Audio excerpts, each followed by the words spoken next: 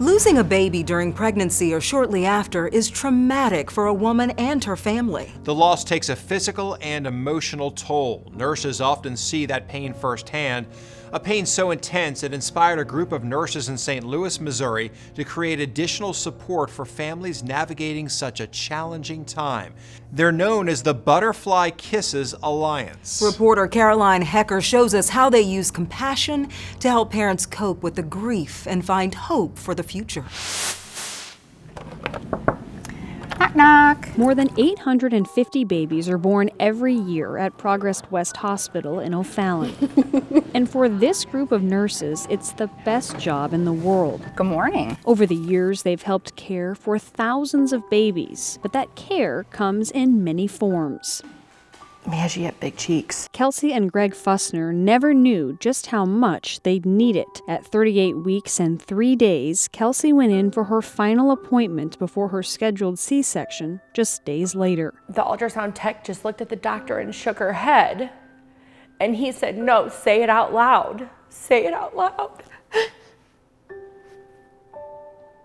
And then the doctor said, "There's no heartbeat."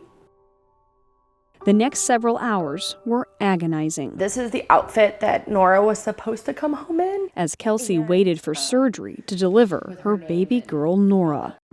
I wanted to see her. I couldn't wait to see her and see what she looked like and see. But on the other side of it, it was completely devastating and hard to grasp that I'm not going to be able to take my baby home. What she didn't know was her nurses are the creators of the Butterfly Kisses Alliance, a nonprofit. It's designed to help grieving families that have suffered pregnancy loss or the loss of a newborn. Oh, look at her little feet. Kelsey says the compassion was immediate as the women removed baby items from her room and closed other patient doors when she walked the halls. When it came time to leave, they gave her a stuffed elephant weighing 8 pounds, 13 ounces, Nora's birth weight. This is the elephant I walked out with. Instead of holding the car seat in Nora, I walked out with my Nora elephant in place of my baby. But that wasn't all. This is the blanket that they had her wrapped in. This comfort kit offers a glimpse into Nora's time at the hospital. Oh, it's so fat and wrinkly. Footprints, blankets, and perhaps most special of all, They took lots of pictures, which I hold so dear to me because it's the only memory I have of her.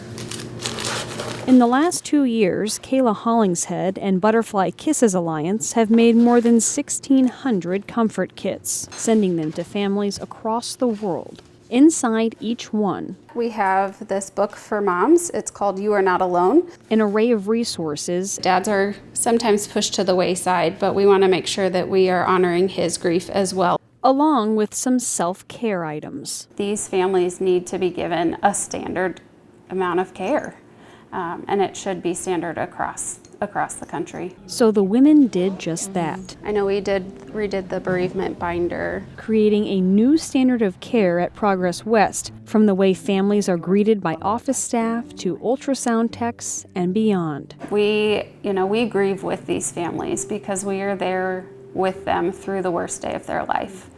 And we're humans as well. We have emotions. And we got into nursing because we care and we love hard. The CDC estimates that 10 to 20% of known pregnancies end in a miscarriage. That's nearly 1 in 4. Nearly 21,000 babies are stillborn every year in the U.S. And in 2022, the infant mortality rate, babies that die before their first birthday, was 5.6 deaths per 1,000 live births. While rare, it's something Liv and Marcus Shavers wouldn't wish on their worst enemy. That morning was the worst morning of my life. Liv gave birth to the couple's second son, Baylor, on February 7, 2024. 2 months later, the night before Easter, she got off work and came home to Baylor fussing in his crib, so she carried him to the rocking chair in his nursery. Finally, he fell asleep, me rocking him in the rocking chair, and I then dozed off with him. And I woke up that next morning and I looked down and it's in my head every day of how I woke up that morning with him, that possibly could have done something so differently and just not fallen asleep.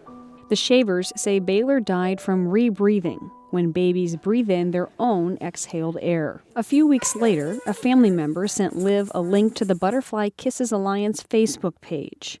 It was amazing. Like, we felt so surrounded by people that knew our pain.